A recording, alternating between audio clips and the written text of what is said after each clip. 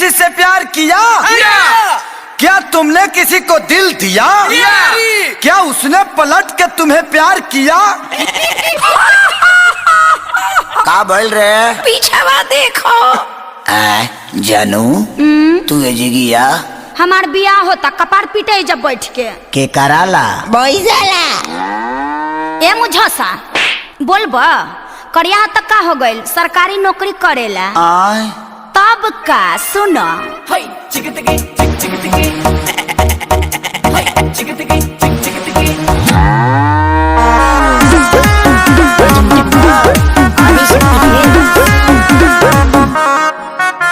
दरोगा तोहर बाबू तू रह गइल बेकार हारे हारे हारे हम सनम तुमसे हारे कोई हाली कहे कि सरकारी नौकरी ले लो दरोगा तोहर बाबू तू रह गइल बेकार हारे हारे हारे हम सनम तुमसे हारे मनाया ना बात छोटल ही से साथे रे जिंदगी भर हम कथा।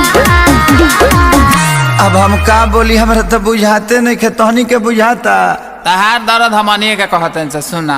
अरे नौकरी के भर्ती निकालिए मोदी चाचा ढेरे लइका बारे बेरोजगार। तहनी से कम दर्द हमरो नहीं खे बाबू, सुनो सही रे।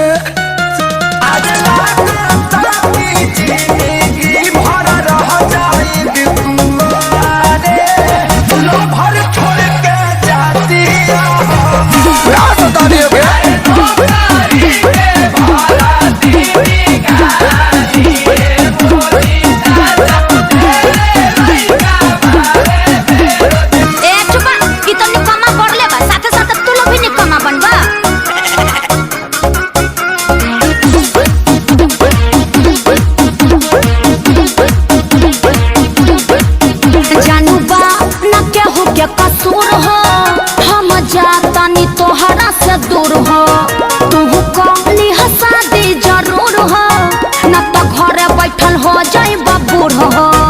अरे दिल वाली साथे खाली नहीं हम प्यारो भी जाते के देखो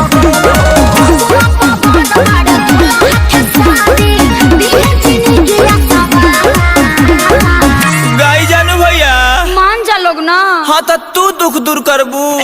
अरे नौकरी के भर्ती निकालिए जोगी चाचा ढेरे लइका बारे बेरोजगार। अरे नौकरी ना होई तो चौकरी ना मिली, लागता कि मरद